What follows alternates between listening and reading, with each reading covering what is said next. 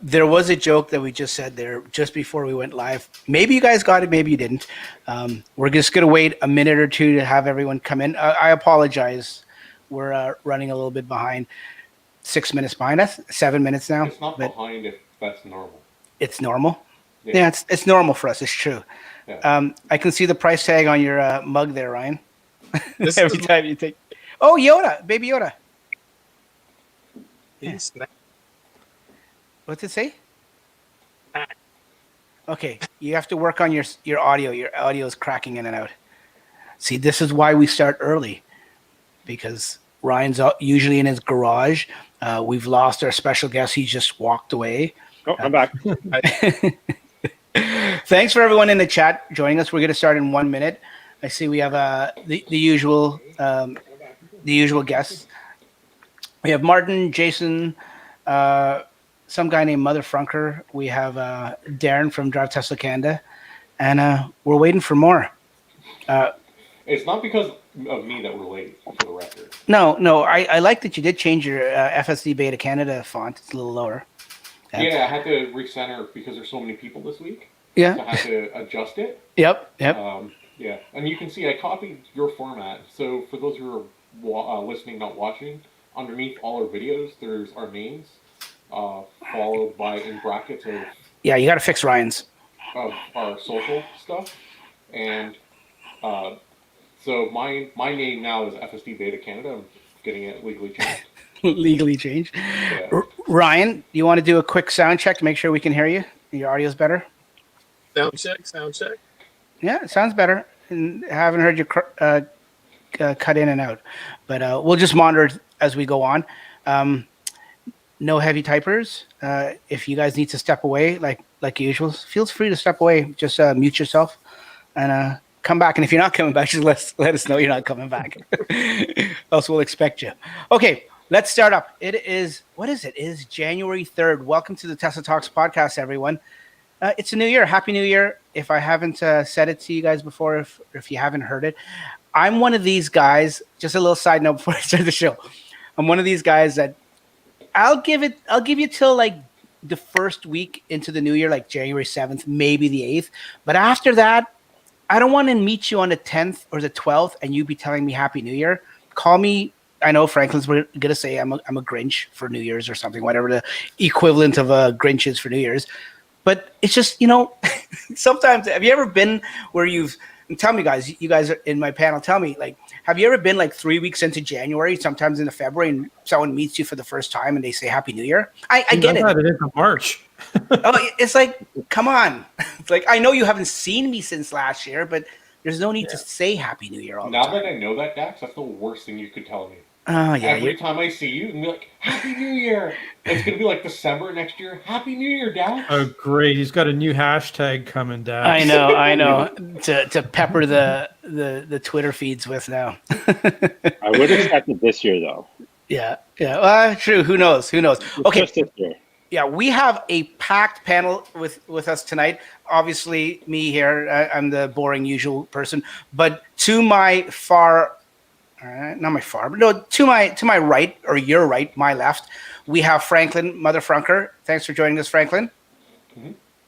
Man of few words. We have a new special guest that hasn't been on the show tonight or ever, but he's his first time tonight. His name is Dan, also known as Northern Tesla. Welcome to the show, Dan. Thanks for having me. Oh, thanks for joining us. Never need to thank me for having you. I always want to thank my guests immensely for coming on and taking time out of your busy schedule, your lives and families and everything to join us. We have Ryan, Nerds for Hire. Ryan, I see you're in your car.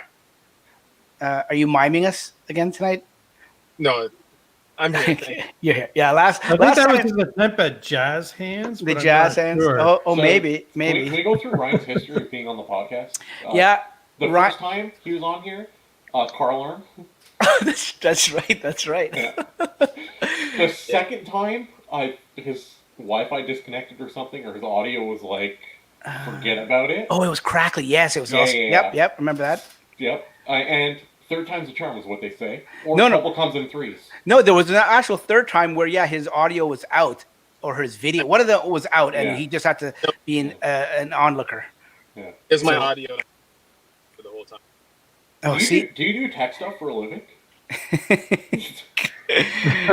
Okay. Don't answer that. It was cracking up a little bit there. So if you have to like come off the stream and reboot your Vic 20 and come back in, go right ahead if you have to, and then come back. We won't hold that against you. And last but not least, I don't want to leave this guy. This guy is like he needs no introduction, but I will anyways. Paul, aka Tesla Canuck, thanks for joining us, buddy.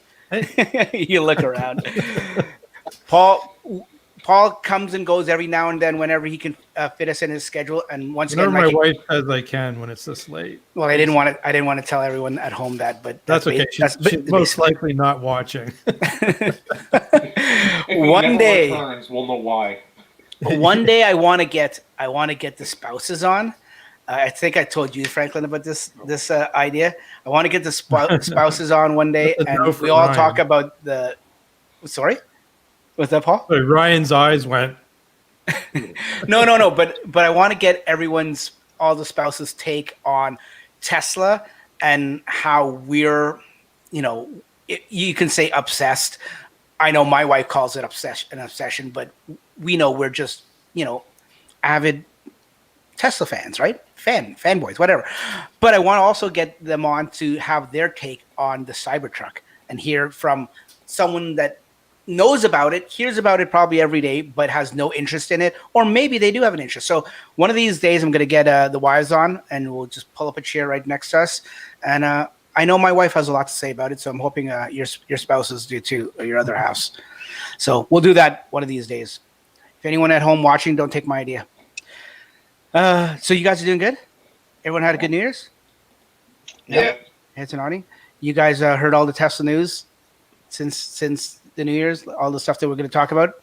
The best thing that's come out to Tesla, honestly, is that Polytopia game. It's so good. Oh. Yeah. Thanks, Dan. Yeah.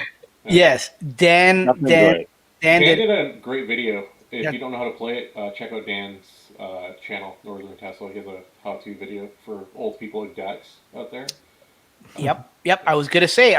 Thanks for the introduction there, Franklin. I was gonna do that. I was gonna say, Dan. If you guys don't know, Dan started up a YouTube channel.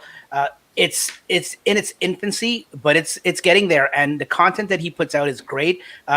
Dan, why don't you take, like we do for all our new guests, why don't you take a minute or two just to introduce yourself and tell everyone that's at home or watching live, or even if they're listening to the podcast at a later time, tell us a little bit about yourself. Well, That's good. Okay, moving right along. I'm just kidding. So I have a really long commute, so I was always interested in EVs. And then I didn't really look into it, but when Tesla started coming out with the self-driving, that's where I really got into it. So I bought my car last year, loved it every minute. And of course, every Tesla owner has to start a YouTube channel. It's in the contract. So I do have a history and a background in film. So my current job right now doesn't allow me to be creative. So I really want to do something creative. I finally had a passion to be able to do something with. So I started a channel, and yeah, that's how it goes. Nice. Yeah, no, I hear you. Sometimes our lives and busy schedules and things in our careers sometimes don't let our creative juices flow and stuff like that. So what Tesla, sorry, I might have missed it, but I don't think you said it. What Tesla do you have? Model 3, SR Plus. And when did you get that? Last year, so just over a year. Yeah. How do you like it? Oh, I love it. It's amazing. Yeah. Like just the commute is it just changes your life. It does, doesn't it? Yeah, like I have an hour drive, and right now it's like you get home from work and I'm not tired at all. As opposed to before, yeah. Now, do you have FSD or autopilot or enhanced autopilot? FSD the whole way, yeah. Yeah. Yeah, Nice. so everyone here has FSD except for, well, never mind. Every time. Now, no wonder the guy doesn't want to come back. I love Franklin. you, Ryan. I love you, Ryan. Yeah. And he's gone. Hey, Ryan, how you doing? So, just for those who are watching, Ryan does not have even autopilot. We tried our hardest. What is it? A year and a half ago, we tried to get a little GoFundMe going. Mm-hmm. Okay. I was the highest donator on that too. So you were the only donator. I'm allowed to make jokes. Okay. I tried helping you. I tried supporting you. You tried. I got You got what? Sorry, your audio is messed up again. You got death what? threat. You got death threats. Oh, well, your wife doesn't count because that's daily. Yeah. Okay, let's get it. I know not all of us can stick with the show the entire night, so let's get to the news quickly because I want to get everyone's input. And really, you know what? Like I said to you guys before, we really have. Let me look at the topics here. We have three topics, but they're big news in the Tesla world. They're probably the three biggest topics that have been on everyone's mind in the last few days since New Year's or even just a little bit before. So I figured we might as well talk about it. Well, last week, and I didn't have a show, and I want to apologize that I didn't have a show last week, and I told you guys the last episode I was just before Christmas.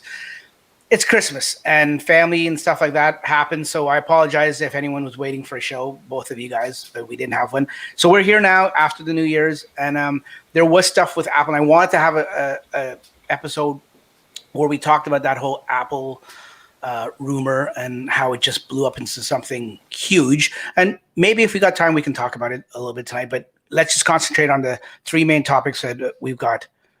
You guys good? Yeah, and Yeah, I think it's a good opportunity, Dax, for you to show off your Christmas present. Those nice new cans that you're wearing there. Do you want to talk about that? My headphones? Yeah. Yeah, well, I've always wanted, and no, I'm just kidding. No, these just before we were one of the reasons, probably the reason that I was late starting this live podcast, folks, is I couldn't find my headphones. Truth be told, the ones I usually wear, the black and red ones, they're not even mine anyways. They're my son's. So I stole my daughter's. So these are my daughter's rose gold and white headphones. I apologize if this triggers anybody, but last minute. I think they look good, Dax. Oh, thanks, Yeah. Paul. First topic, I think, you know what, if we were to start with any other topic like the Model Y or the Model S refresh, it would be bearing the lead and we wouldn't be talking about the elephant in the room. And the elephant in the room, quite frankly, is something that I just ended up losing here. The elephant in the room is, of course, the numbers, the delivery numbers. Now, if anyone that doesn't know, anyone that's watching this should know. I mean, you're Tesla fans. You're watching this small little tiny podcast, or you're listening to it, so you should know the numbers came out. Did they come out today or yesterday? Yesterday, right? Correct me if I'm wrong, guys. Yesterday. Today's January 3rd. So okay, maybe they came out today. I could have sworn I read about it yesterday, but that's okay. Okay, one of the two they came out, and it talks about the 500,000 count. Now, some people argue whether it was production or delivery. I think it was delivery, but it's the 500,000 guidance, I guess you could say, the guidance.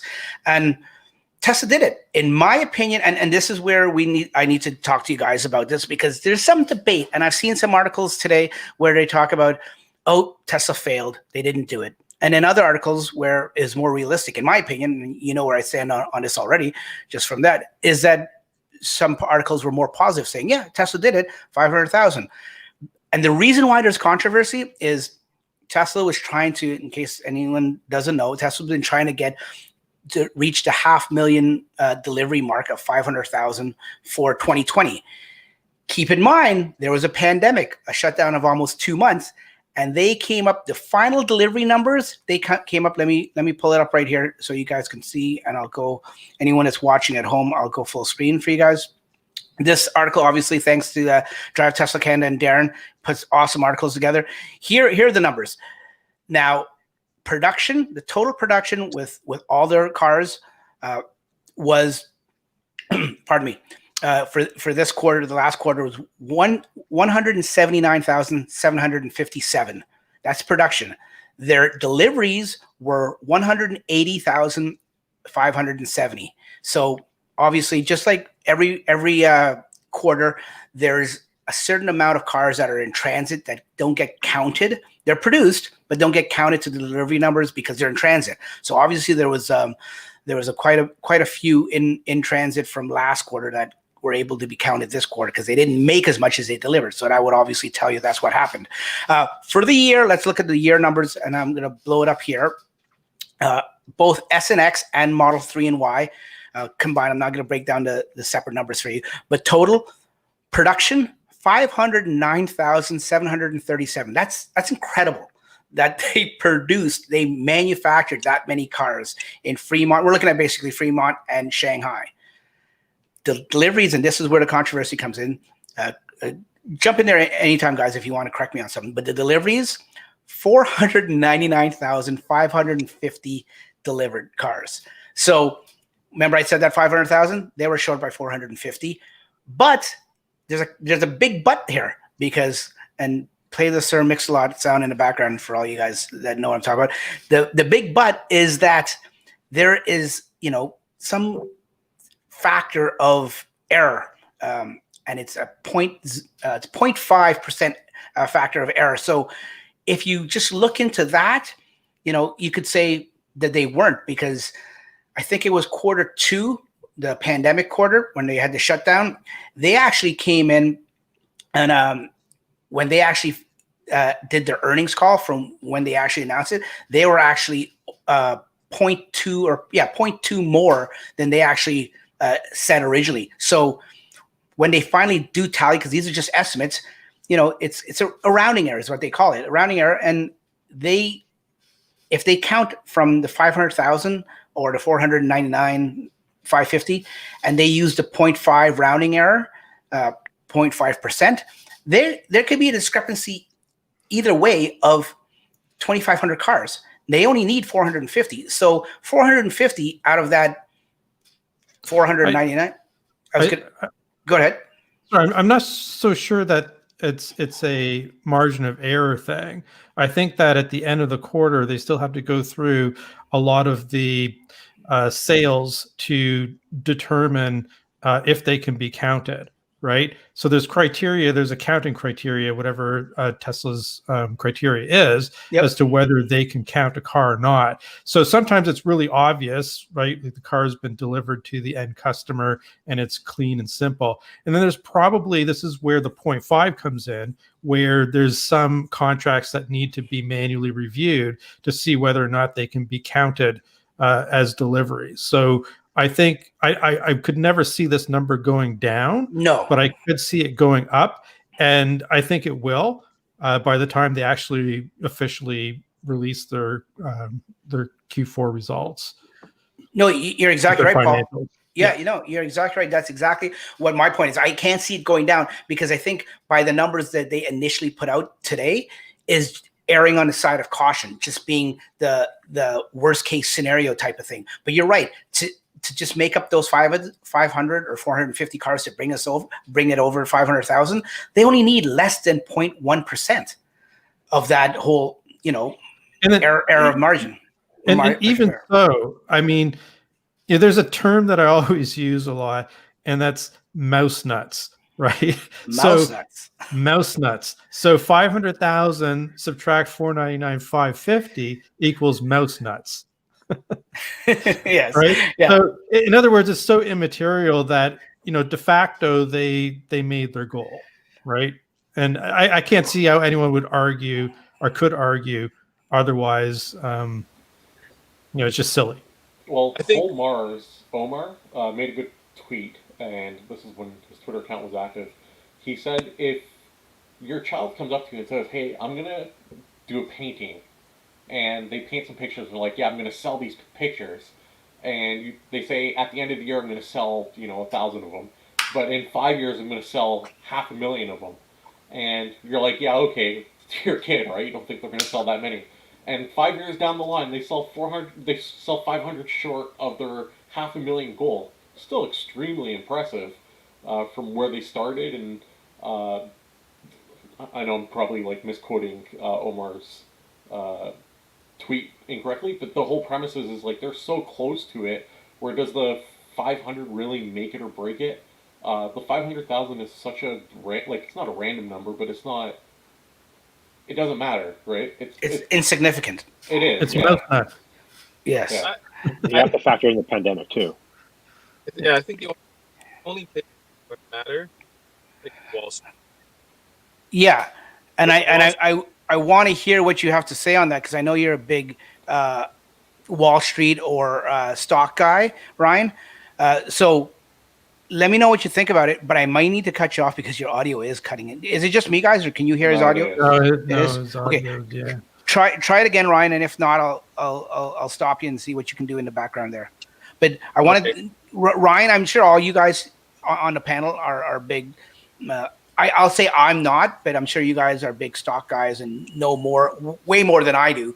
But I know Ryan, he's got this down pat. I've talked to him offline numerous times, and he just blows my head about that kind of stuff. So I want to get your take on what the come Monday, come tomorrow. What's Wall Street gonna do? Well, nobody. Can you hear me? Okay. No, you're still cutting out, buddy. Okay. See what you can do. See if you can disconnect, reboot whatever device you have, and try that. See if it is. I have a feeling it's your car with all the stuff in the car. It may be messing your signal. Are your windows down? Not that I don't know if that'll make a difference, but So Darren said he did some rough math. I actually want to share this tweet because it didn't get a lot of traction. It's kind of interesting. yeah, share it. Share away. So Tesla hits quarterly run rate of 180,000 to exit 2020, and with Model Y line now and operating in China, the run rate for quarter one could increase to roughly 230,000 and growing. As Tesla intends to produce 250,000 in China Model Y in 2021.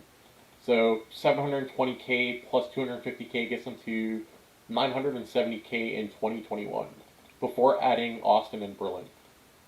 And to go along with what Darren was saying, because he just left a comment, without the factory shutdowns for the 7 weeks and China for a couple of weeks, they'd likely produce over 600,000 cars instead of the 509,000 number, right? So, Oh yeah.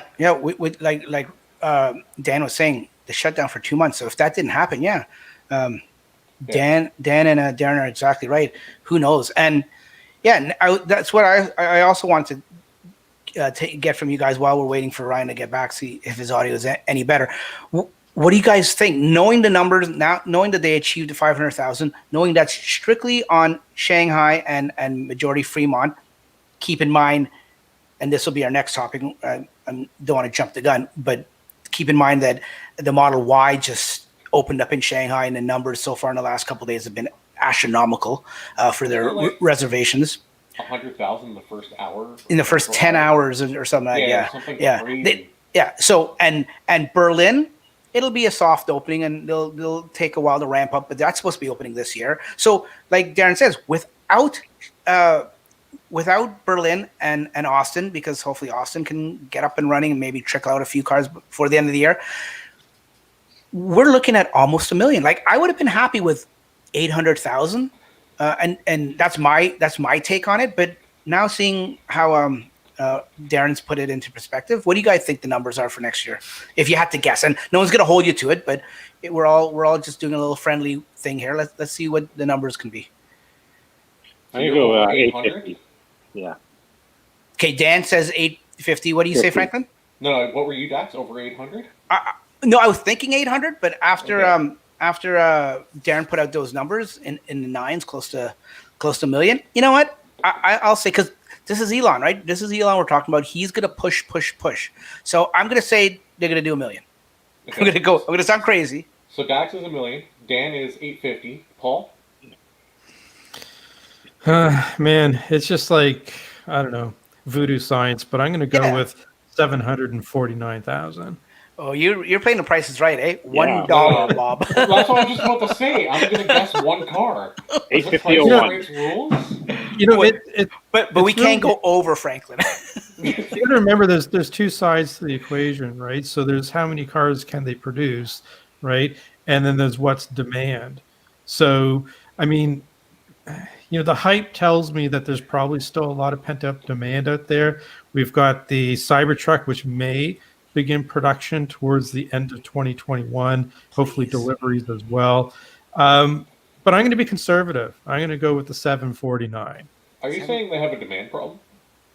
They do not have a demand problem. No, they do have a demand problem. Well, it depends on how you look at it, right? So if they're trying to get from 500,000 to 1 million, right? You know, maybe demand needs to be part of that discussion and part of that equation. But I think to get to 749, from what I see in terms of the chatter in the communities and all this type of stuff, I mean, I think the demand's there to get them to 749 almost assuredly. See, here's the thing, right? And our buddy Mark brought this up. He said the 500K number is so special because the growth rate is impossibly large over the past few years, and the number of short sellers who've been quoted in the last couple of weeks that were quoted like Elon said this number in like 4 years ago, and they're like quoting them at the time saying it's impossible for them to get that high. It's kind of neat to see all these short sellers getting quoted from like 3 years ago, 2 years ago, saying like if Tesla achieved that number, they'd be like the largest growth company in the history and blah blah blah. And we're actually seeing it now, which is kind of nuts, right? So yeah, I think that's what makes it so special is that what Elon said about 4 years ago, he predicted it, right? Yep. Yeah. Like how many people? I mean, I'm guessing, but how many CEOs out there would take it upon themselves and be that ballsy and make that kind of prediction? And because we're Tesla fanboys here, we hold them to it, and of course the market holds them to it. And lo and behold, he delivers in 2020. I mean, we all know Elon has his pride, right? So I'm sure his pride had a lot to do with the drive for it. Some other CEOs would have been like, you know what, I said it, who cares? If we do, we do. If we don't, we don't. But we've got Ryan back. Ryan, unmute yourself there for a second and see, let's do a test. or you're shaking your head like, no, you know already? Yeah. Yeah? Yeah, because you guys are cracking when I talk. Yeah, can you hear me okay? I can hear you better. Sound any better? You broke up. You're not cracking, but your signal broke up a little bit there. But okay, just go for it. Like, let me know, and if we have to stop you, we'll stop you, and we'll get you just to type in your response or something and mail it in. But let me know what you think of the street. What's going to happen tomorrow?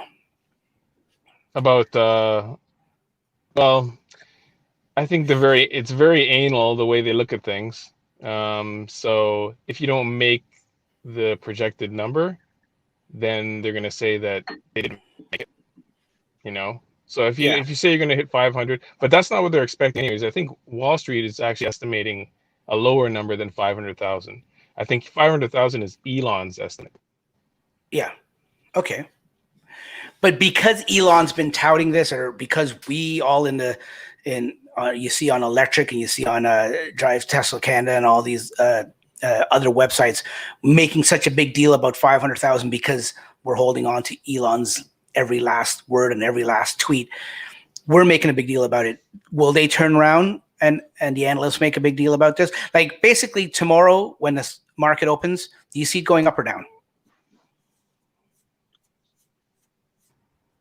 It'll probably go up. And that's because the Wall Street's estimates are lower, but the shorts are going to attack Elon for not making 500,000. Who cares? I don't care about the shorts. The shorts are so, I mean, they always were in my opinion, but even more so, they're so insignificant now. They're just like a fly on your back that's just annoying now. Not even that. They're less than that now. So I don't care about the shorts. I care about, well, before the shorts were able to, in my opinion, affect the stock. And I don't know how they weren't in jail, but apparently, or they weren't fined, but apparently Elon says something and he gets fined, which I totally agree with. He said what he said, and he probably should have. Why these shorts for the last few years haven't been, it's a separate issue.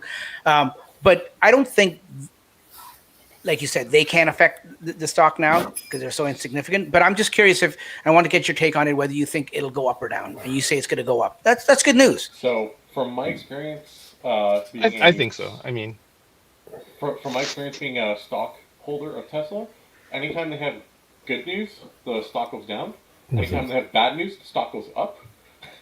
Well, I know, and that's why I'm so not nervous. Nervous is the wrong word, but I'm so curious to know what's going to happen. Yeah, it's hard to predict. well, right? there's a lot of factors for tomorrow. It's a new year. Yeah. Yeah, But it's like what Ryan said. Here's the thing, right? If Wall Street's initial target was 500,000, it doesn't matter that they're one short. Wall Street sees it as they were short. Honestly, I don't know what their initial prediction was, But I do know that if that was their target, it doesn't matter how well you do.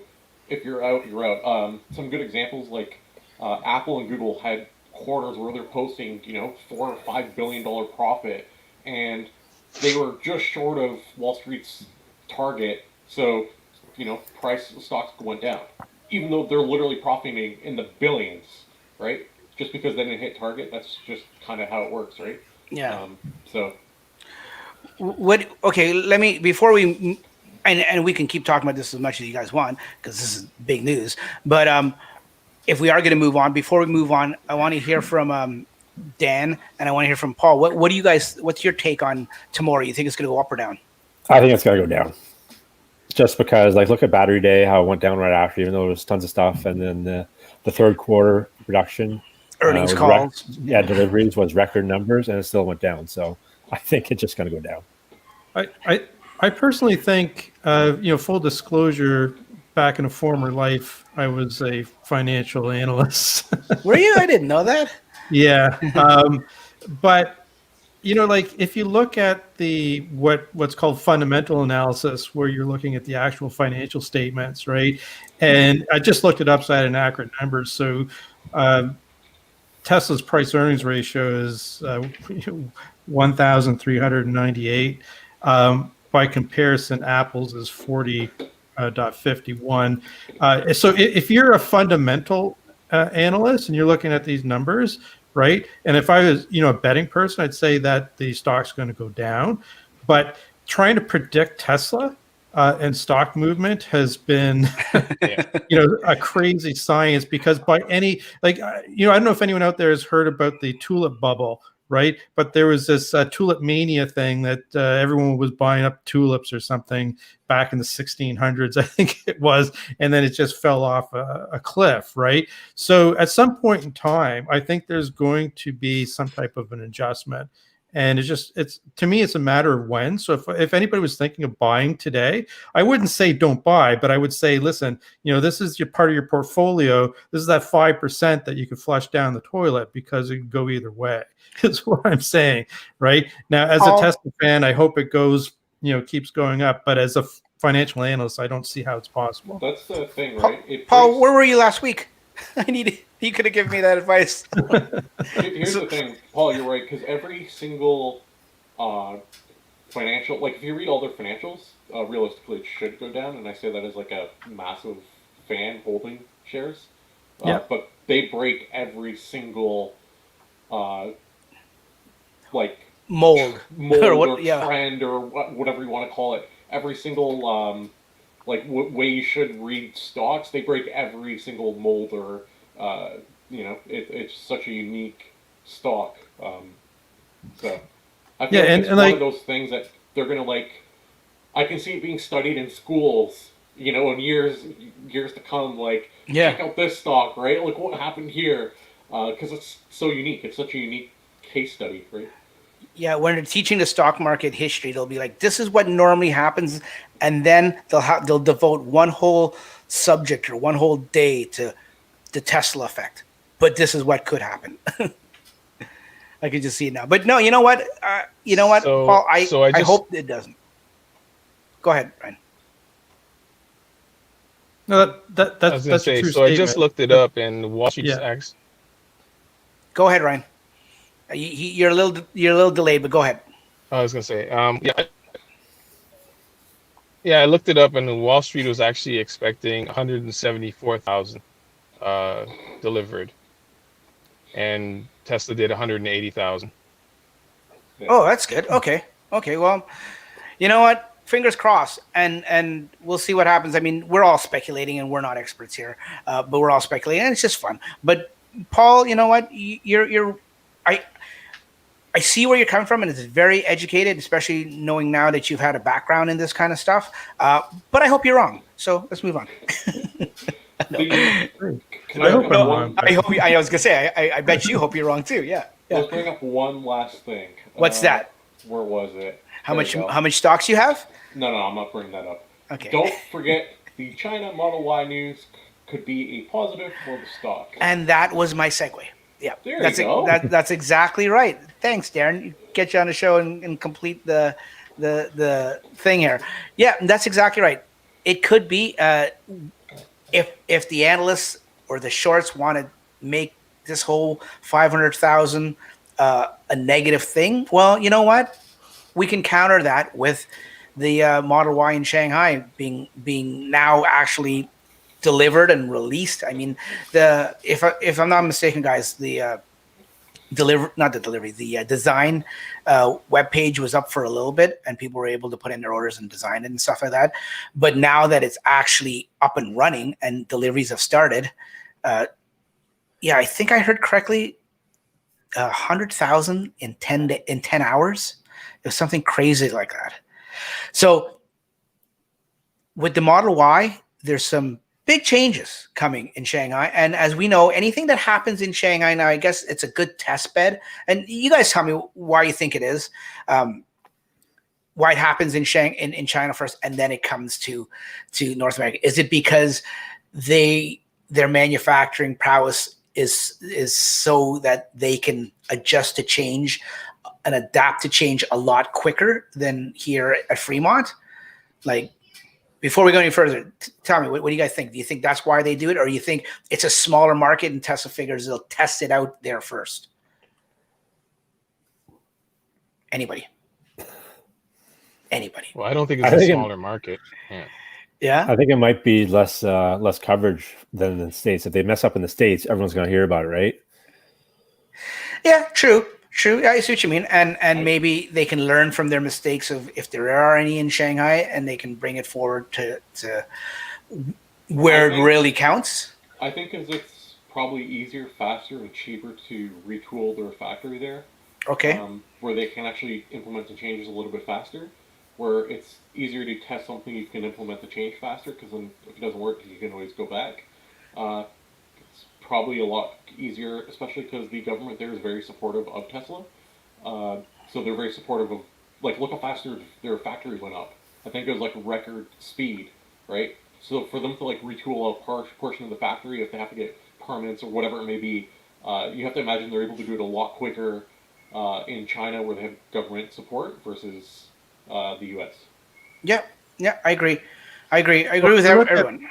The other thing is that the labor laws are very different in China. So your ability to move fast and to amass the amount of labor that you need to do something, at a much cheaper cost than in North America, it makes complete sense to me why they would do that. Yeah. The people in our comments, Gary said parts are in China, and Martin said he agrees. It's just easier to get parts when they're being made there. I never thought of that. That's true. Stupid me. I never thought of that. That's a very good point. Chain. Yeah. Sorry, I apologize. Anyone that's watching at home, every time we put up a comment in the bottom lower third, it blocks Ryan's face. Sorry. Oh, now that I know that, bye, Ryan. Okay, let's go through the changes, and we will start with the most glaring change, the most controversial change. And you guys, I want to get everyone's opinion. We'll start from. Oh, you didn't have to change the order. We'll start I put myself at the bottom because I'm the one who's doing it. So yeah, okay. We'll start from Ryan. We'll work our way down to Dan, and the guys on the bottom there. Okay, most glaring change. Tell me, guys, did we need more wood? Ryan, did we need more wood? That's what she said. Okay. I think it adds well to the dash. I think it the way it continues the dash onto the side. We didn't need it, but I think it adds to it. Okay. I don't mind it. Dan, I'd probably what do you just think? cover it with something anyways. Yeah, I totally agree. And like, we'll see what it looks like with other finishes, and obviously people are going to cover their own. But I love how the leading lines. The only thing that I think would make it look better is with the old center console with the lines leading up to the screen. I think that would really finish it, but that's my opinion. Okay, Paul. I think it's a lot like Kenny Rogers Roasters. It's the wood that makes it good. I think we just got a show title. I like it. I do. I think it looks pretty good. Okay. Very Franklin. modern. I'm with our people in the chat. Gary, less wood, please. I don't understand the wood on the doors. I don't hate it, but I also don't like it, and that's also from Martin. Um, Truthfully, I think the only person that was like super excited when they saw this was Test Bros, because now they have another Yes, piece gee. of wrap. Yes. Yeah. Honestly, I'm not a fan of the wood. I think less wood is better. I have mine wrapped in black, and I think it looks way better now. Honestly, if my car came like that, I wrap that instantly. Like, wouldn't even think twice. So let's talk about this. So if I mean, I know there's only the 5 of us here, and there's people obviously making comments, which most people seem to be not liking it or lukewarm. So speculate. I mean, is it a cost thing? Is this the cheapest material for Tesla to use? Like, help me understand why they're missing the mark. Yeah, that's the thing. That's a good point, Paul, because it's not like they haven't heard everyone complain about the wood for the last 3 years for the Model 3. And now I get it that, you know what? I actually like the design of how it wraps around. But if they changed it to like a black or carbon fiber, like the white interior, how they have it in white, that looks great. I like that in white. I like it in any other color other than the wood finish. This is a good comment here. Coding Mark is saying that the luxury, bringing up the luxury, and for the longest time, and I don't know if it's true today, it doesn't sound like it is, but for the longest time, wood in your car was considered a luxury item. Yeah. Right. So how could Tesla be off the mark like this then if we don't like it? Yeah, I don't know. I think that was just so Buicky or Lincoln-y. And then back in the 70s, remember the station wagons had the wood on it? I know, Franklin, panel? you'll have to Fake look. wood. Yeah, it was fake wood, but like, remember that? Like, I mean, yeah, Christmas vacation car. Yes, what's the guy's? Yeah. The Chevy Greswolds. Jason. Do you think it is them trying to improve their like luxury interior? That's what Mark's. They've done it for a reason. Yeah, I Right? can see it. I can see that. Martin also brings up the point that it might be cost savings. How? Oh, maybe. Yeah, who knows? If it's a cheaper material to work with, I don't know if that's true or not, right? But I have to believe that even though they don't have traditional marketing per se, that I think that they do have a lot of marketing people who are surveying or trying to understand what it is consumers are looking for in their Tesla. So they've come to a conclusion that this is the standard that they're going to offer. There must be a reason for it. I mean, I'm not sure what it is, but they have a reason. Maybe it's cost. I don't know. Yeah, go ahead. Sorry. No, go ahead. Be There sorry. was a picture that Drive Tesla Canada tweeted today with actually a head-on view, and it actually looks not bad from that side, from that angle. Yeah, I'm trying to get that. Okay, so I have a theory now that I'm thinking about it. Tell us. So the Model Y got rid of, they chrome deleted the cars. They got rid of all the chrome. So G was really suffering. So I think G is behind this sidewood to get his business back going. Just a conspiracy theory. Don't quote me on it, but I think he has something to do with it. It's the only thing that makes sense. It's the only thing that makes sense, eh? Yeah. I think that looks terrible, truthfully. You know what? Also comes up when we saw this is now, and I hate to say it, I hate to bring it up. I wish, and I hope to never say these 2 words in a podcast ever again. And if I do, guys, call me on it. But looking at that picture, and I apologize for all the audio listeners that can't see the picture, but there's one picture where it's the side of it, and it shows where the door with the new trim meets the older existing part of the dashboard, the corner of the dashboard, and we have panel gaps.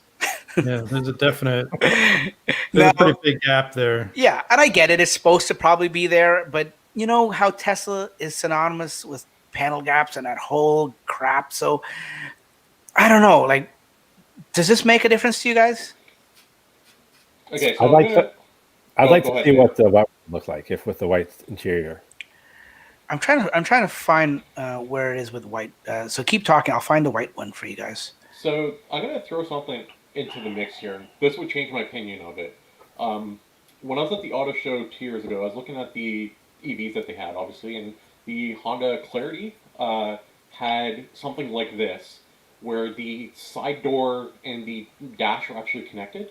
But the reason why they were connected is because the dash had like a pipe or like a tube that would send air to the door, which would allow them to heat the side windows.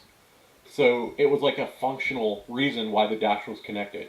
So I feel like if Tesla extended the AC vents to the side windows, where you can actually like heat up your side windows, especially for us who are in Canada, you guys know frozen windows. Yep. I feel like then it would be like, I would be more accepting of having that as on my car, because there's like an actual functional benefit, if that makes sense. Yeah, if it did, I don't know. I mean, we could. I don't want to dwell on this too much, but that was the one thing I was thinking. It's a nutcracker. I'm sorry. But that's what Dan was talking about, that Darren had posted. Now that's a head-on view when you're, I guess, in the center of the back seat. That's what it looks like, and the panel gaps don't look that bad. and the wood one on the right-hand side. Yeah, that could be shading too, though. And the wood doesn't even look that bad either, because that looks like, I don't know, it's just I don't think it's horrible. No. Okay. Well, we'll keep this picture That's on. not enthusiastic though. Like You did- having something that it's not so horrible isn't as good as, man, that's awesome. Yeah, right? you weren't selling it there, but I get what you mean. Okay, moving on to the other, because we could talk about this wraparound dash. Cover this last comment because we have to. Okay, go ahead. Martin, make sure to lock the doors when you go camping near a lake with beefers in it. Okay. Let's continue. Martin. Okay. Well, I'll keep this picture up, and I'll just go through some of the other changes that may or may not be noticeable in this picture. Actually, you know what? There's only one thing that will be noticeable: the new center console that was in the 21 Model 3s. Like that. Yep. Yeah, I know you were saying when you got yours last month, you were hoping that the new center console was in it. Yeah, with the garage door style opening. And I hate to tell you, Paul, but it looks very unlikely that yours has the heated steering wheel now that they've officially announced it in China there. So you can't tell by the steering wheel, but this steering wheel is heated. Can you guys see the difference? Well, I mean, Darren was saying, a couple of weeks back that he's pretty confident from what he's, I guess, researched or knows that the recent 2021s, Model Ys will have it as well. So I'm going to go with what Darren said because I like the optimism. Yeah, Darren's got some good sources. Don't let him fool you. He does. And you know what? For everyone's sake that has a 21 that bought in the last few weeks, I hope it does, because it is, other than California people, it is a big deal for a lot of people. And I know we talked about it in with the last podcast or the one before, that it just triggers people. This silly little thing like a steering wheel. And I'll be the first to say, if they told me tomorrow I could get a Y with or without it, I'd obviously take it with a heated steering wheel, but it's not the end of the world for me. But with that said, I'd take it. So I get it. Yeah. So the heated steering wheel, go ahead. Sorry, can I ask a controversial question? As long as it's not personal. Okay. Do you think at some point in time, Tesla's going to have to batch up all of these improvements and have an annual model version, right? And this was really accentuated by the boombox feature or lack thereof with the last release with the .48, right? So I can understand. I can see people getting frustrated that they're buying a 2021 and the 2021 from 2 weeks from now is going to be different than their 2021. Right? You know what I say to that, Paul? Yes. These are tough what? These are spoiled Tesla people, because, and I say that with all due respect and the love of every Tesla person, with the exception of some people that drive like idiots. But I say that with full respect, but I really mean it, because we're the only ones, Tesla owners or drivers are the only ones that can get that kind of self-entitled attitude. Any other car manufacturer, like you said, they have model years, and if it has it, it has it. I got a 20. I don't know why I keep bringing this up in all my podcasts. I don't trust me. I don't intentionally try to bring up my gas card, guys. Let's just say I have a gas card from 2019. He loves it. No, I don't love it, Testing, but he loves it. but it's a 2019, and the next year it came out. It was identical. The only difference is it had Apple CarPlay. Did I lose my shit over it? Sorry, my I don't know. I didn't, but I mean, I could have definitely used it. My wife wishes it had Apple CarPlay. I went into Toyota and I said, "Can you guys upgrade it?" They're like, "No, we can." This and that. And even though anyways, this is not a Toyota podcast. But my point is that That's I what think the T stands for. my point is I think that we're just getting spoiled about it. Like we have it so good as it is compared to the other manufacturers and I guess the rest of the world that buys the other manufacturers' cars and don't have that kind of luxury, I guess you could say, for lack of a better word, to have these changes, majority of the changes in software. You put out a video a couple days ago, Paul, of all the changes that happened in 2020. How many how many cars can say, how many other manufacturers can say that they upgraded their 2018s and 2019s and 2020s from January to December? Like you can't. But my point being, like with hardware, right? Like this, Tesla's going to get backlash. They have got backlash, and they will continue to. And to be honest with you, right, as somebody who has a Model Y that's a month old, right? Yeah, I'm does it change the way I feel about Tesla? No. Am I a little bit perturbed that I missed a heated steering wheel or a console redesign by a month? And I have a 2021 and it's a 2021? We don't know if it's a month. I'm a little perturbed. We don't know if it's a month though yet, Paul. It could be 6 months. Yeah. Would you have waited 6 months if you? No. I mean, look, like in totality, if you look at the vehicle, I'm exceptionally happy with my Model Y, right? But at the same time, humans don't always react with a tremendous amount of intellect. Sometimes it just becomes emotional. Tell me about it. What I'm saying is I can understand the emotional argument. Definitely.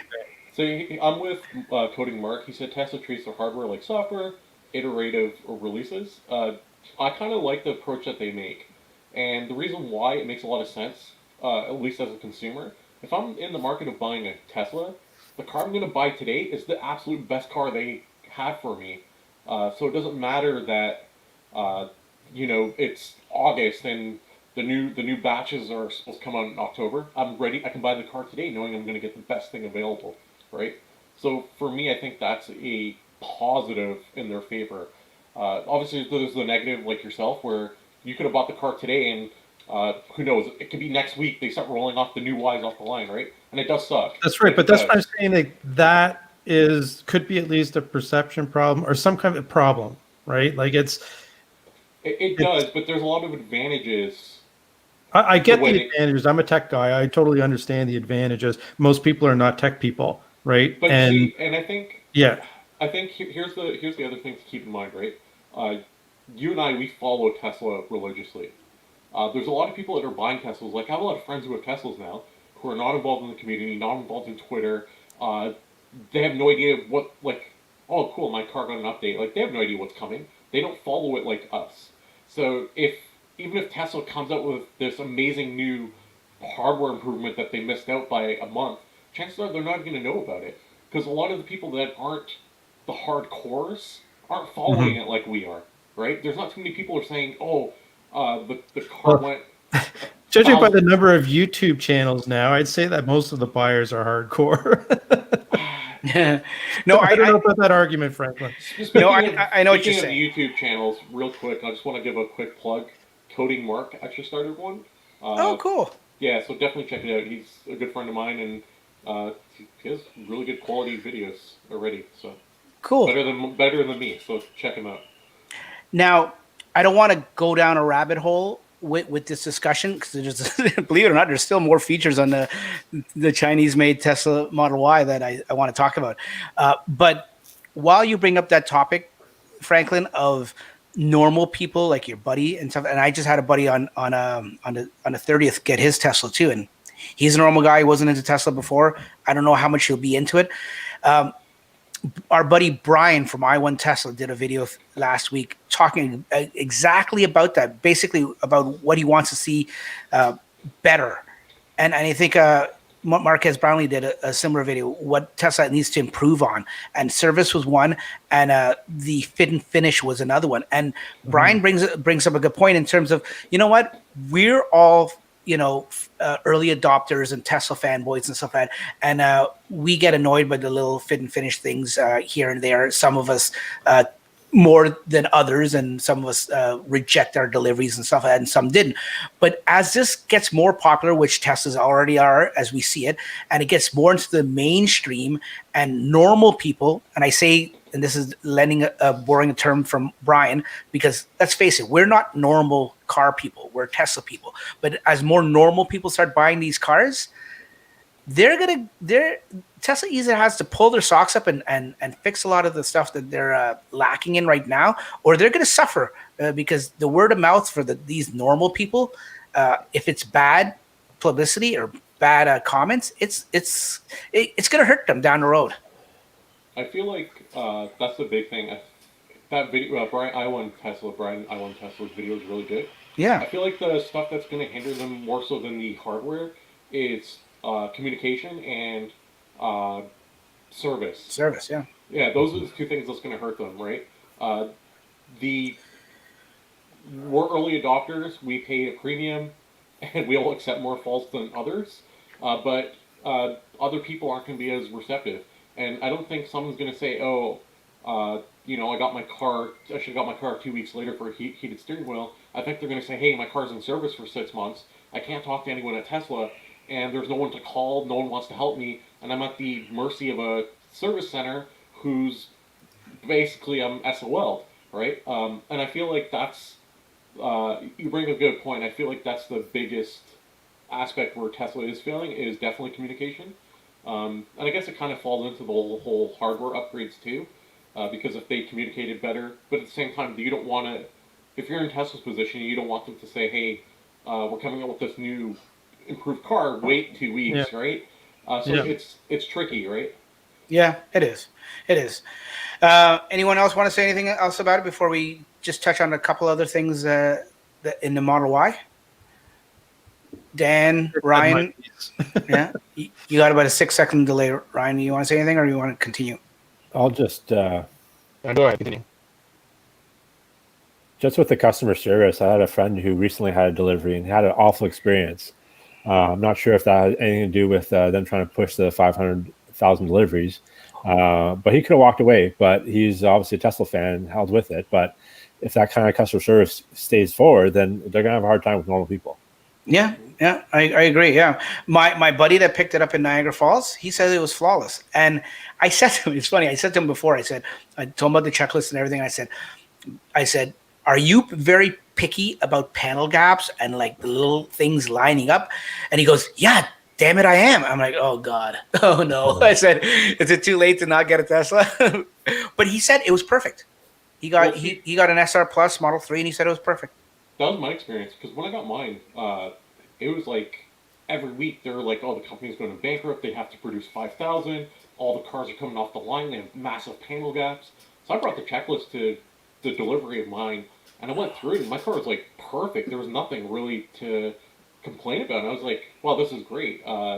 Actually, no, my glove box was popping out, which they had a recall early on, but that was the only thing. So I can't complain too much, right? Oh, my glove box did that too. Yeah, but you hear a lot of, well, we had the same batch, right? Yeah. But you hear a lot of stories of people having bad experiences, like Dan's friend, and they have to fix it, right? And you know what? You know, we're in the Tesla verse, and we are encompassed by this day in and day out. But you know what? I run, and I don't frequent them as much as I frequent the Tesla ones, but I run some other Facebook groups that are other manufacturers like Hyundai and Chrysler and stuff like that. No, I don't run a Toyota one, thank God. But I do belong to one. And every now and then I go in there and I see the same kind of problems we have and our members and users and owners gripe about, they're griping about too. So it's not just a Tesla thing. I think we see it as a bigger thing, and maybe we embellish it a little bit. I don't know, or we try to sweep it under the rug a little bit more. Some people say the fanboys do, but I like to think the guys here on the panel that I've talked to you guys on and off social media, we're pretty much, I think it's safe to say, we're pretty much fair, level-headed people. We say what's good about Tesla, but at the same time, if they screw up, we say what's bad about them too.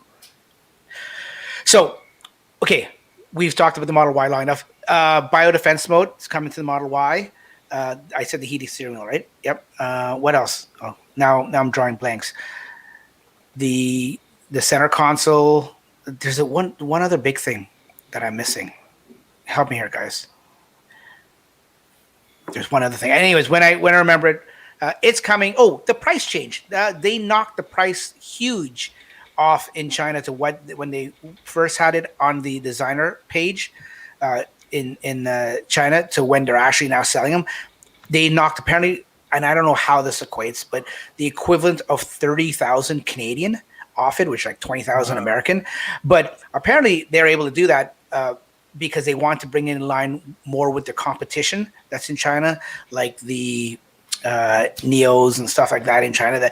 That if they hadn't brought it, apparently if they hadn't brought it closer and more competitive to those competitors, they wouldn't have been in the same realm. So they brought it down, and I don't know if they're losing much on that, but I guess with 100,000 reservations in 10 hours, I can't see them losing stuff.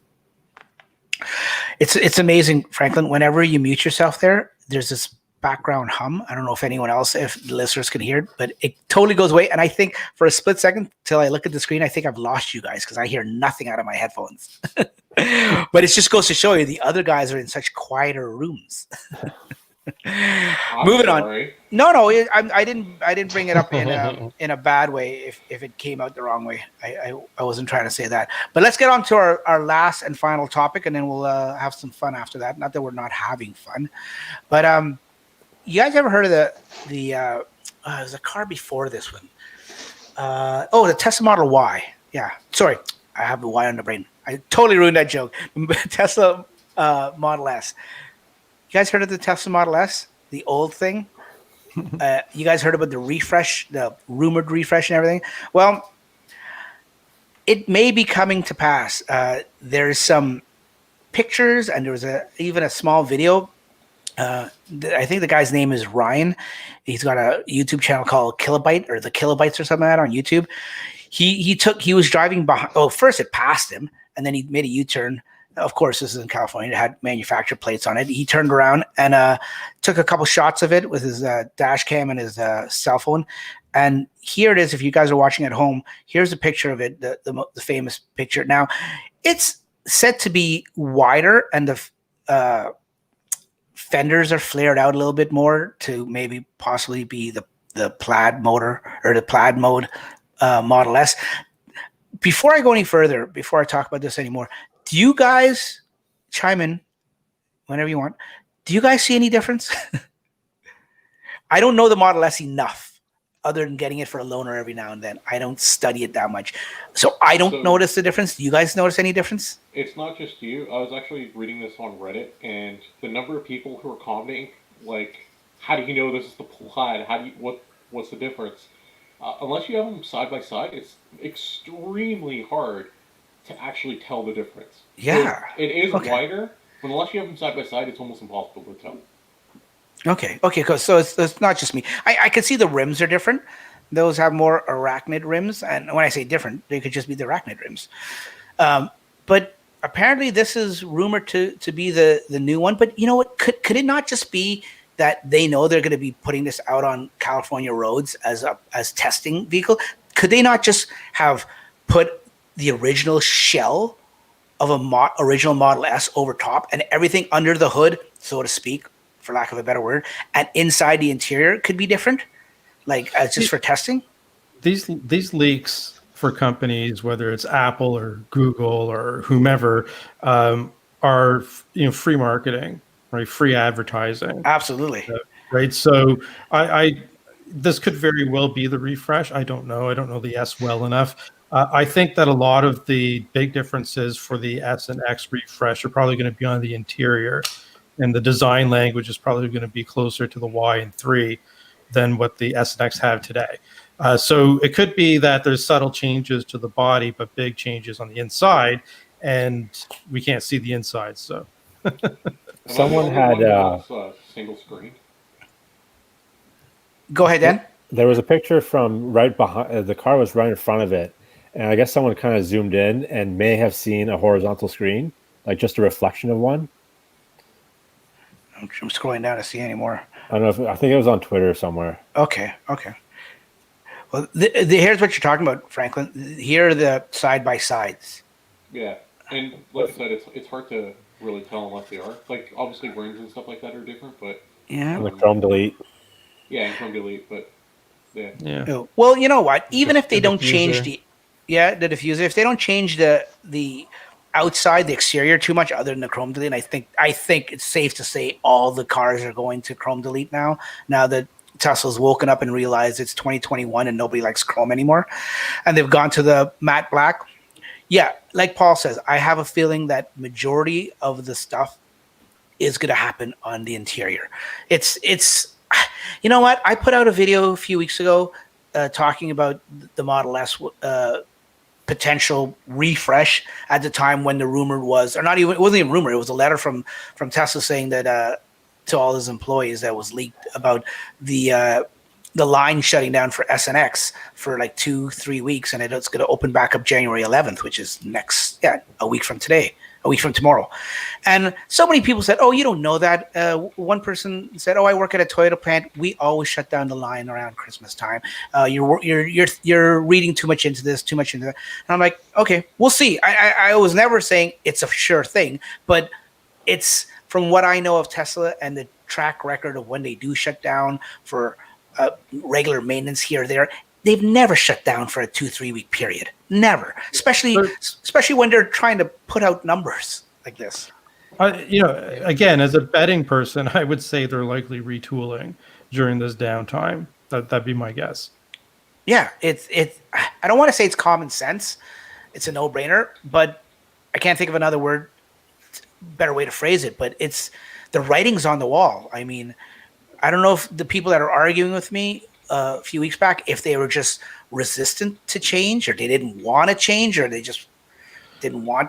I don't know. As the owner of, also own a Model X, as you know, and I would love to have the horizontal screen. Like just the other day, I was at a supercharger and I was trying to watch Netflix on that vertical screen. It was hilarious.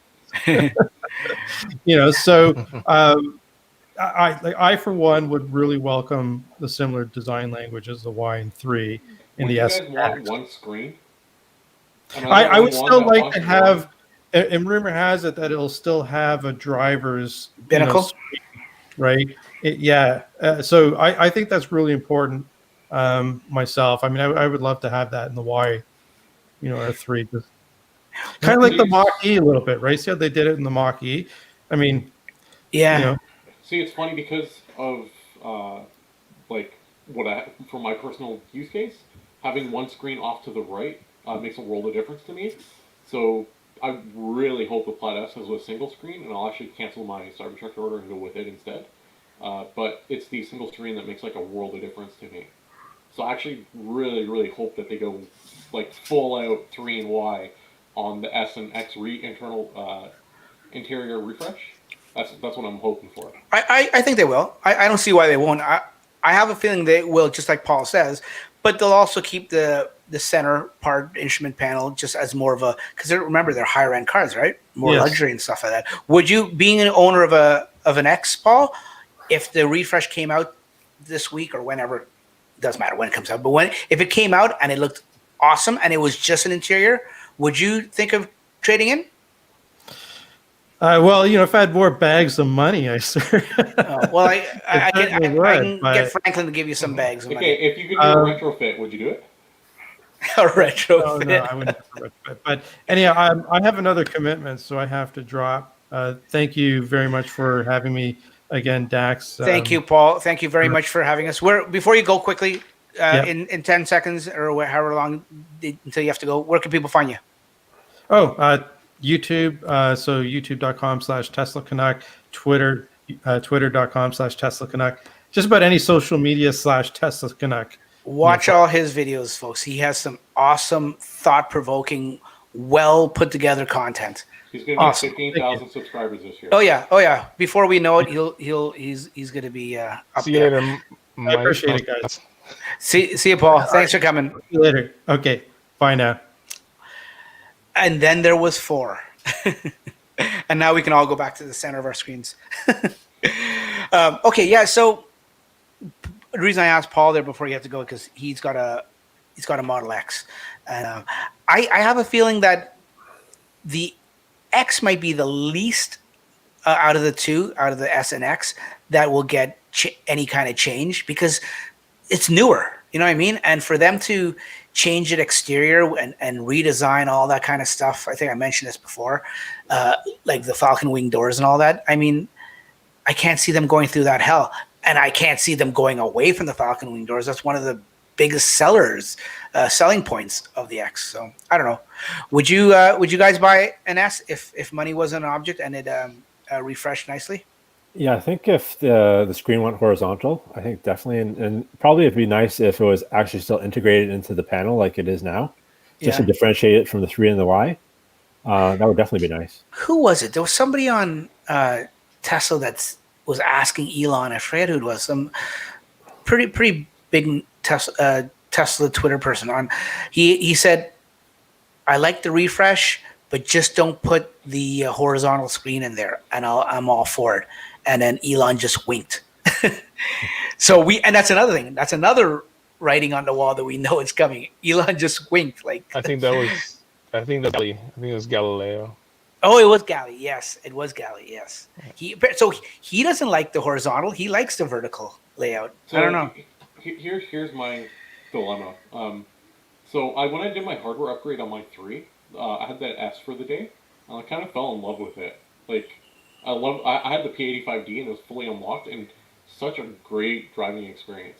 So I've been kind of like secretly obsessed with Model S's for the last 8 months. Oh yeah. Yeah, so I've been actively looking to see if I want to trade my 3. Yeah, the only thing that's really throws me off is the screen. I'm really adamant. Like, I don't like the driver one. I know it sounds strange. Like, everyone's like, I want one in front of me. I'm like, no, get it out of the way, right? Okay, would you suffice for a HUD? No, I don't want anything in front of me. No, really, eh? Yeah, No, well, a HUD you could turn off, can't you? you could, but What are you saying, Dan? Same thing with Franklin. When I had a loaner, I kept having to. I got kicked out of autopilot because I wasn't used to looking in the middle, and I wasn't seeing the notifications. And you like that. You're just used to that screen on the side there.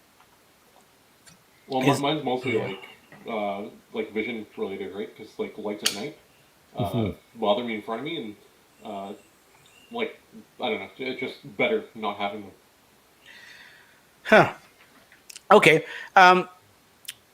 That's the end of those are the 3 main news topics that I wanted to bring up. I mean, there's other little things, like I said, the whole Apple thing. I think that's died out a lot now. The new headlights that are supposed to be coming. Oh, maybe that's one of the things that I forgot. The headlights. There's still one thing I know I forgot on the why that I can't think of right now. But we're gonna take this point of the podcast to move on to just stories of the week. As we end off, we usually try to end off the week. We're going to save our questions and user questions, unless anyone has any in the chat. Do you notice anything, I've been Franklin? keeping up with it, and I've been getting them all involved as well. Okay, perfect. We'll save those for next episode. We're just going to talk about what we do. We try to do basically every podcast. Just talk about our little personal, and it doesn't have to be personal, but like little things that we've done over the past week or 2 weeks, or it could even be like Dan's never been on the show before, so it doesn't have to be recent. It could be something happened a year ago when he first got his car. Just a little Tesla story that it doesn't even have to be Tesla story. It related. It could just a little story that bring us back down to earth and keep us well centered with Tesla or life in general with what's going on in the world. Anybody have anything for the cause? I do, yeah. Okay. Do you want to start? Sure. So Okay. driving along. You're going in full my- screen right now. Okay, driving along in my wonderful city with the highest insurance rates in Ontario. Canada. And, yeah, probably highest insurance rates across Canada. Just driving along, and there's a reason why our insurance rates are high because of the massive amount of accidents and insurance fraud. And I have autopilot on, and the person in front of me decides to slam on their brakes with absolutely no one in front of them. So 100% they want me to rear end them. And thankfully, autopilot is quick to adapt and brake, and obviously I didn't hit them, and I honked my horn because that's the thing to do, and I couldn't fart at them because I don't have the boombox upgrade. But yeah, autopilot saved me from an accident. Wow. Did you? Is there any repercussion? Could you get the license plate and send that to the local authorities or anything like that? I have no idea. No. Truthfully, I talked to local authorities about different things, and they basically told me if I want to waste my time going to court as a eyewitness, basically that's the best they can do. But yeah. Because you got perfect dash cam footage of that, right? Like, I mean, 100%. But it is what it is. okay, without giving out a plate, and I mean, I don't even see an issue with giving out a plate. It's a public service. But anyone that may be living in your city, can you give the make and model and description of the car? I could, yeah. But I take it you don't want to. No, I'm not going to. Okay. Okay. Honestly, like, It would be a public service. It may save some Brantonian in the future of having a bad day. I've been tempted to start a YouTube channel called Branton Drivers and just getting clips from people that I drag around with autopilot and just submitting it up on like. Buddy, that would go viral. There's no law against posting people's plates that are driving out in public doing stupid things, as far as I'm aware. So No, I don't think there is. So I mean, I was thinking about it. I'm so tempted because every day I go driving out in my city, I see I'm telling you, if we talk about bad drivers, I can give you stories to no end. Now, to be fair, and I'm not disagreeing with you, there's a reason Brampton has the highest insurance rates in the country. I know this for a fact. Don't argue with me. I know this for a fact. But to be fair, drivers in Everybody Southern knows Ontario, yeah, everyone knows that. But drivers in Southern Ontario, I'd say in the past 5 years, have gotten terrible. And you know what? I've heard stories online of people saying, those are people from Brampton driving around Southern Ontario. No, I was going to say that I've heard people say from like LA or New York or, insert any state or city into it, saying that they have the worst drivers. And you know what? And I mean, I'll say I went to, and this is not taking anything away from the town, or sorry, the state or the people. But when I was down just a few months back before the pandemic, I was down in Florida with the family. Buddy, let me tell you, I was doing above the speed limit, and people were flying by me like I was standing still. And not just flying by me, weaving in and out like 4 lanes of traffic, like they were like in a NASCAR race. It was terrible. I know how you feel. I can show you clips where I'm doing 130, 135, 140, and 100. And there's people on my ass trying to swerve around me because they're angry and going too slow. And I'll be like the slowest car on our local highway going 30 over. Yeah. It's insane. Oh, yeah. Yeah. This isn't my story, but Sorry, I didn't mean to. No. I'm saying that while you're on the topic of doing that, this isn't my story, but I'll add, we had a winter snowstorm last week here in Southern Ontario, and I was going to work. And it was like 5, 6 o'clock in the morning. No one else is on the road. There's one lane, the center lane. It wasn't even the fast lane. The center lane it was clear. All the other lanes had snow covered. And we had just finished passing a snowplow convoy. So everyone had sped back up, and people were trying to. And even though it was wet and it was a clear lane, I probably shouldn't have been doing more than 60 or 70, but I was doing 80. And I was in the middle lane, and there's this guy right on my ass flashing me. and I'm not even in the fast lane because I'm not one of those drivers that drive in the fast lane unless I have to, right? The passing lane. Sorry, the passing lane. And he's flashing me. I'm like, buddy, there's the passing lane. Feel free to go around because I know it's snow covered and he's not even gonna dare. So he just had to stay behind me. But it's like that's just a typical example. That's when you slow down. Yeah, and I don't want to be that guy either. So it was just I know where you're coming from. Dan, do you got a story for us? Yeah, this is actually a recent one. I was in my driveway putting in the custom boombox sounds, and my neighbor rolls up, and I tell him, "Hey, I got a new horn." And just a look on his face, like I didn't even tell him about the sound. Just the mere fact that your car has a new horn, just blew his mind. Yeah. So obviously, other car owners don't appreciate that. But then I played the, I guess one of the ones that are going around is the Move It song. Yeah. So I played that for him, and he got a kick out of it. I don't know if you did that intentionally or YouTube did that, but just as you were describing the song you played, your voice sort of broke up. So I don't know if you were censoring yourself, but I think I know the song you're talking about. Yeah. Yeah. Ryan, you got a story for us? And you can make one up if you don't. Who, me? Well, mine's along the same lines as yours and Franklin's. It's to do with the Canadian weather. So the same snowfall you talked about, like the first one we had. I was driving across Highway 7, and where I am in Whitby, as you're driving along, there's a certain part of the road that breaks into 2 lanes. So I was behind a guy in an SUV, and he was driving really slow. So I figured as soon as the road split, I would go in the right lane and I'd pass him.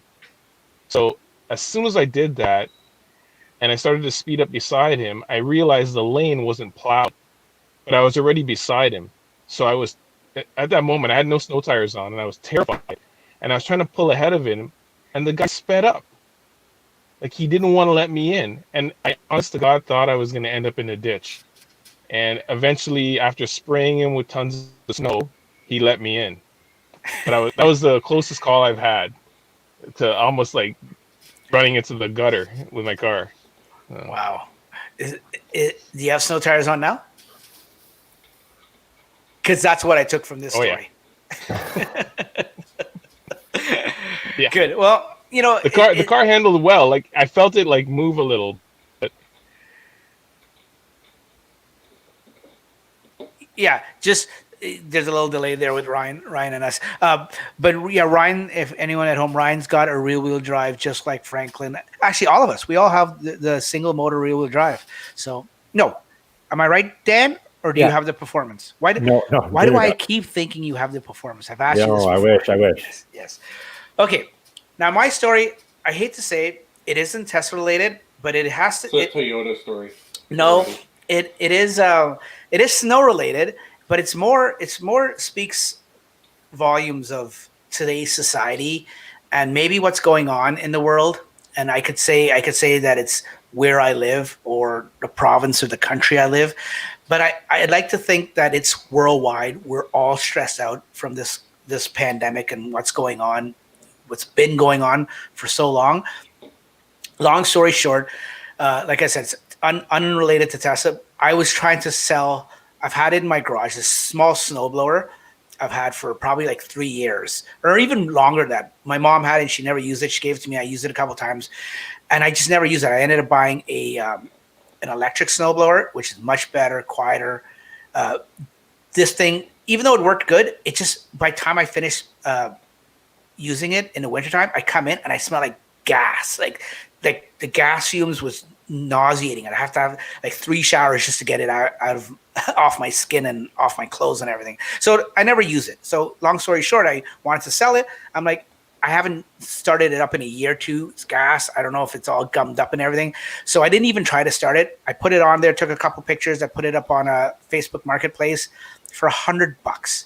Like nothing. It's like basically I'm giving it away and I just want to get it out of my garage. I kid you not, in 15 minutes, I had over 30 people saying, I'll buy it. I'll come pick it. And this is like 10 o'clock at night. I'll come pick it up now. I'm like, I had to say that it was sold. I had to change the listing to sold because it was getting too much. I was going to bed and didn't want to be up all night with a ding, ding, ding, ding on my phone. So I woke up the next morning and I went in order. I want to be fair, right? I went in order and this one guy said he wanted it. And I said, okay. And then I heard nothing from him. And then other people, I sort of ordered it in line. And I said, I went back to the original guy. I said, buddy, okay, I'm going to give you an hour. Let me know if you want it. Get back to me. And then I said to the other guy in line, I said, listen, I've given the guy ahead of you an hour. If he doesn't want it, it's yours. Hour passed. I gave him actually more than an hour. Hour passed. He didn't respond. So I went on to the next guy. And I told that guy, sorry, I'm trying to be fair. I'm moving on. Never heard back from him. Second guy, it's like, yeah, I'll take it. I live, hate to say it, this is where the story ties into snow and everything. He lived in where Franklin lives. And he said he can't make it out. He's going to borrow a little box trailer off his neighbor, but his neighbor has the trailer up north and he won't bring it back till Tuesday. I'm like, I really want it out of my garage, but I'll wait. I'll be fair. I said, just give me a deposit so I'm not wasting my time. Come Tuesday, you don't want it anymore. Give me a deposit.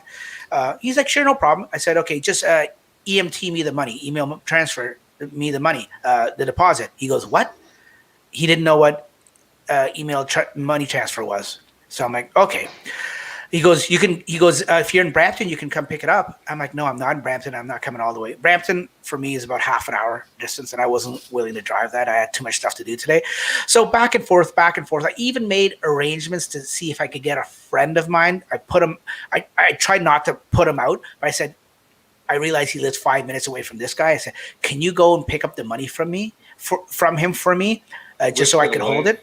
To go across the city to go pick up. Yeah, I involved other people. Long story short, it never worked out, and I was doing this majority of the day from like lunch hour afterwards, and he was supposed to give me the address, like commit to say like, yeah, I'm gonna, because I didn't want my friend to leave his house and show up at this guy's house, and he didn't know, so he never got back to me. So I finally said, I moved on to the third guy. I talked to my wife, and she's like, yeah, don't put up with that. She goes, get it out of the house. Or get out of the garage. So I moved on to the third guy, and I sent the second guy an email saying, you know what, buddy, I really want it to be easy, but this is getting too complicated, and you're not getting back to me in time. I'm trying to be patient. I'm trying to work with you and everything, and it's just not working out. I'm going to move on to the next guy. Sorry. And then I moved on to the third guy, and the third guy, within half an hour, it was out of my garage, money in hand, done. So I sit back down and I get this long, I showed it to you, right, Franklin? Yeah. And I'll send it to you guys later. And I don't want to put it on YouTube and it was very lovely. It really showed his appreciation for you selling it to someone else. The guy just lost his mind and started saying that I was mentally ill and crazy. And I was, when I read it, I showed it to my wife and she's like, what is wrong with him? I said, this is society today, and people are under a lot of stress and under a lot of pressure, and the holidays just passed. I said, I get it to some extent, and I emailed him. I responded back to him, and I said, buddy, I feel sorry for you. I'm glad I'm not doing the deal with you anymore, but I tried to be professional. I tried to be patient with you, but you're showing your true colors now. Like, this is uncalled for. Like, there's no need to be like that, right? For $100 snowblower. I mean, I get it. It was a deal, but it just, the reason I bring this up, like I said, has nothing to do with Tesla. It's just we're all under a lot of stress these days, and I get it with everything going on in the world. I can't even say in our country or in our province or in North America, in the world. So I get it. So if I could like leave everybody with a little bit of something, just try to be. We're all, whatever stress you're going through, and if you have any mental illness or starting to it, because I can get it. Like, a lot of the experts have said after this is all done, there's going to be a lot of mental illness going on in our society and all around the world. And it's true, there will be. And I don't know if this is showcasing it, just this little example of my day. Maybe it is, maybe he's always like this, just to fly off the handle. But just be kind and understanding to one another, because we need to all stick together to get through this. There was something else I saw on Twitter today that I sent to some of you guys, of this lady in an elevator with this delivery person that didn't have a mask fully on properly. And she was losing her mind in the elevator. And she like banging the glass. Oh, like I said, we have it's to all stick together. we do. It's like we'll get clip through this. By the way, and put it for SSD Beta Canada, because if you take it out of context, it sounds great. Okay, yeah, do that. and that's it. I don't mean to end on a sober, on a sad note or a disappointing note or negative note or anything like that. But that I just wanted to bring that up to you guys. It's just say, in closing, just we're gonna get through this. I don't want to say the light's at the end of the tunnel or we're almost over it, because we still have a long way to go with the vaccines and stuff like that. But whatever you feel about the vaccines, and I don't want to get political here, but we'll get through it. Just be patient, and we should be here next week on the same channel. If nothing else happens, if this guy doesn't find out where I live and kill me in my sleep or something, or run me off the road, or maybe he was the same guy that was brake checking you. Oh, maybe. Yeah. Frankly, no, or his neighbor. It's bad. To just give you an idea, my insurance rates, the average insurance rate in my city, last I looked it up, was $700 higher than the average of second place in Ontario. Yeah, Wow. which is Markham. Yeah, it's a drastic difference. It's insane. Yeah. And you know what? I could buy another car with the amount of money I could have saved on insurance. And it all has to do with risk assessment. That's all it has to do. You could say insurance companies are brutal, and maybe you might have an argument for some situations, but for them to charge you more because you live in a certain city is not discriminatory. They're not discriminating against you. It's not biased or anything like that. It has to do with statistics. Insurance, that's how insurance runs. Insurance runs, it's statistic based and risk assessment. I've been ticket free, accident free. Well, hopefully with Tesla insurance. Yeah, but the only problem with Tesla insurance is they want to monitor your driving habits. And we all know we have nice cars, and every now and then, we get a nice open road and stuff like that. I just wonder, in the long run, if that's going to be a negative or a detriment to us. Because we can say we're good drivers, and we are. But autopilot most of the time, then. Yeah, I do. Do you use autopilot all the time, Ryan? 7 seconds later. I'm kidding. Okay, well, we'll end it off on that. We're at the hour 30 mark plus. Thanks for watching, guys. Ryan, before we'll start at the top, and because I know the way your connection is, where can people find you, Ryan? Count the seconds. Anything Nerds for Hire. So nerdsforhire.com, YouTube /Nerds for Hire. Twitter handles at Nerds for Hire. So, yep.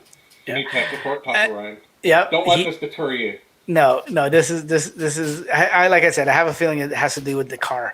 But in case, I did mention it. Dan has up and coming YouTube channel. Dan, you want to tell us what the name of your channel is and where people can find you? It's Northern Tesla. I actually looked, and there's now just 2 Northern Teslas. So I'm the top one with the red background. Yeah. And then on Twitter, Northern_Tesla. Yeah, and like I said, new and up and coming, but he has some great content, folks. So as you're listening to this, if you haven't done so already, stop what you're doing. Like he said, he gave you a description, Northern Tesla. Go subscribe to him. He puts out content that's very, very good. Like Franklin said, he did that Polytopia. Is that the name of it? Polytopia? Yeah. Dan, you going for the high score? I actually played twice today. No, do you want to go for a high score on the leaderboard? That's my goal. Yeah. That's my intention. Yeah. Okay. Look for me. I'll be there within this year at some point. I'll be on the top. Yeah, it's a good game. He doesn't look like much at first, but you actually get into it. It's really good. Yeah. It's addictive. Yeah, well, there's a lot to it. Where can people find you, Franklin? I don't want to shout out myself. Go check out Coding Mark on Twitter and check him out on YouTube, his new YouTube channel. And make sure to check out Northern Tesla's. That's nice. Yeah. Well. 2 channels for you guys to go. This is not homework, but I guess it is homework. Stop what you're doing, write these down, and go support 2 good up-and-coming channels. And, of course, last but not least, if he doesn't want to do it, he's done it for me so many weeks in a row, so I will do it for him. Mother Frunker, Tesla Mother Frunker, on anything. He's got a Tesla channel, obviously, that does very well, and he brings out very good instructional, beneficial, thought-provoking videos and episodes. So go check him out. Thank him very much without a doubt, he's the number one person that helps me out on these podcasts. So I know I thank you, but sometimes I don't thank you enough. Without him, I couldn't do this. I couldn't talk to you guys, get the topics while keeping an eye on the chat and stuff. I don't know how guys that do it on their own do it. I couldn't do it. So that's what Franklin does. So check him out on all the social media platforms. He's very, very active in everything except for Facebook. But speaking of Facebook, that's where I come in, and I run the Tesla Model 3 Canadian group, the Tesla Model Y Canadian group. There is a Cybertruck group that's doing pretty well. It's slow right now because, of course, there's no Cybertruck, not much Cybertruck news. I'm waiting for Elon. Elon, let us know about the final enhancements and little refinements that you did, that you promised us over a month ago. We want news on that. And then, of course, when the Cybertruck gets closer to production and release, the site's going to drum up, but get in there now if you can. And of course, if you're watching this or if you're listening to this, you know where to find me on YouTube. Any parting thoughts before we head out, guys? Nope. Okay. Yeah. Thanks very much, folks. We will catch you here. We'll try to do another episode next week. This was episode number 35, I think. Yeah, next week or the week after is going to be their 1 year anniversary. Probably the next one. Let's just say it's safe to say the next episode or two will be our 1 year anniversary. And we'll do something big for that. Thanks for watching, guys. We will see you later. Take care. Bye-bye.